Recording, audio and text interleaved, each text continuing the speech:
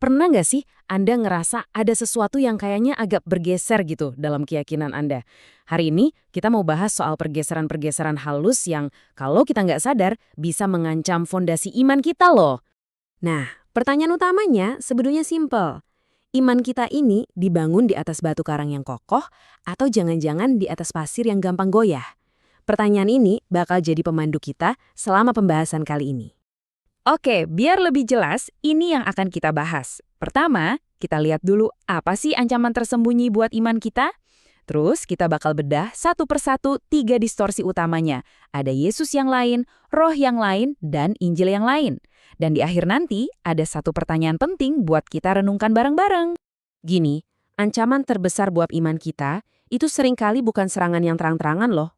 Justru, seperti yang Rasul Paulus pernah peringatkan, bahayanya itu datang dari distorsi yang halus, pergeseran-pergeseran kecil dari kebenaran yang awalnya kayaknya nggak apa-apa, tapi dampaknya bisa fatal. Oke, kita masuk ke distorsi yang pertama, Yesus yang lain.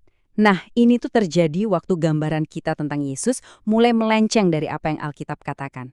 Yuk kita lihat beberapa contoh Yesus palsu yang sering banget kita temui. Coba deh perhatikan bedanya. Di satu sisi ada gagasan yang populer banget. Yesus sang guru moral. Sosok yang hebat, bijaksana, tapi ya cuma manusia. Kenapa ini bahaya? Soalnya ini sama aja kayak mengabaikan pengakuan Yesus sendiri waktu dia bilang, "Aku dan Bapa adalah satu." Ini kan penegasan keilahiannya, inti dari iman Kristen. Lanjut, ada yang namanya Yesus yang hanya memberkati. Ini nih, gambaran Yesus yang kayak mesin ATM surgawi, yang tugasnya cuma buat menuhin semua keinginan kita. Padahal ini kan beda banget sama panggilannya yang asli, yang justru minta kita buat menyangkal diri, buat taat. Ingat kan, dia bilang, "Pikul salibmu dan ikut aku." Distorsi ketiga soal pribadinya, ini juga sering kita dengar. Yesus sang pluralis.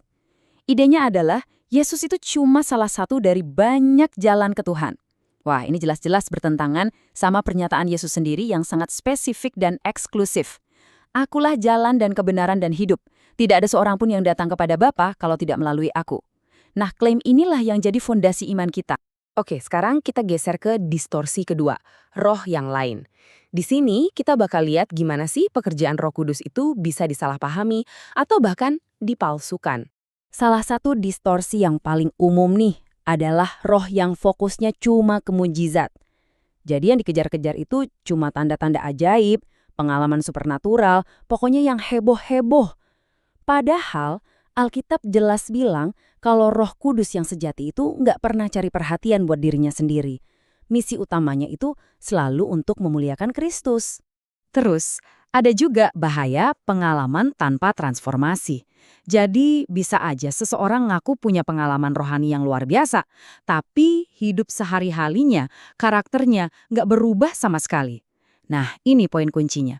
Bukti sejati dari pekerjaan Roh Kudus itu bukan pengalaman emosional sesaat, tapi perubahan karakter yang nyata dan langgeng, yang bikin kita jadi makin mirip sama Kristus. Dan wujud transformasinya itu kayak gimana? Ya ini dia, buah roh yang ditulis di kitab Galatia. Ada kasih, sukacita, damai sejahtera, kesabaran, dan seterusnya. Inilah bukti yang kelihatan, yang bisa diukur dari pekerjaan Roh Kudus yang sejati di hidup kita. Distorsi terakhir di bagian ini, yaitu roh yang nawarin kenyamanan dalam dosa. Maksudnya, roh yang seolah-olah bikin kita ngerasa oke-oke aja sama dosa kita, nggak perlu diubah. Wah, ini kebalikan total dari Roh Kudus yang sejati, karena perannya justru untuk menyadarkan kita akan dosa dan nuntun kita ke jalan kekudusan. Oke, sekarang kita sampai ke distorsi ketiga, dan ini mungkin yang paling krusial dari semuanya, Injil yang lain. Ini adalah pesan-pesan yang kedengarannya sih kayak kabar baik, tapi intinya itu bukan Injil yang sejati.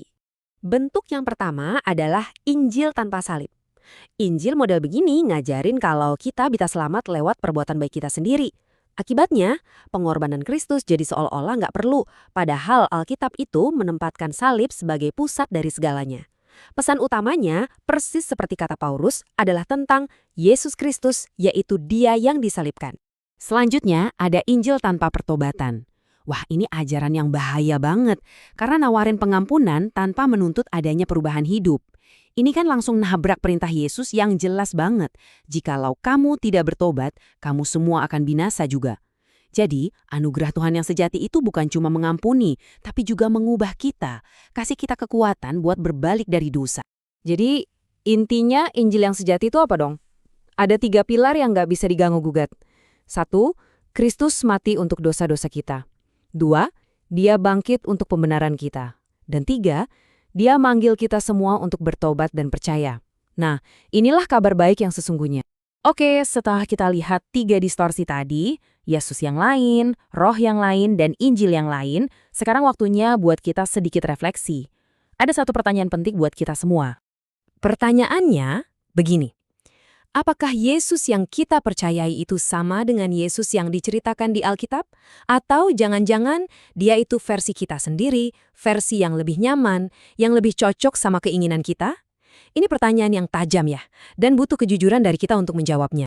Dan ini pada akhirnya membawa kita kembali ke pertanyaan awal kan? Setelah semua ini, pertanyaannya tetap sama. Fondasi mana yang sedang Anda bangun? Semoga pembahasan kita hari ini bisa mendorong kita semua buat terus-menerus ngecek fondasi iman kita supaya kita benar-benar membangun di atas batu karang yang teguh. Terima kasih sudah menyimak.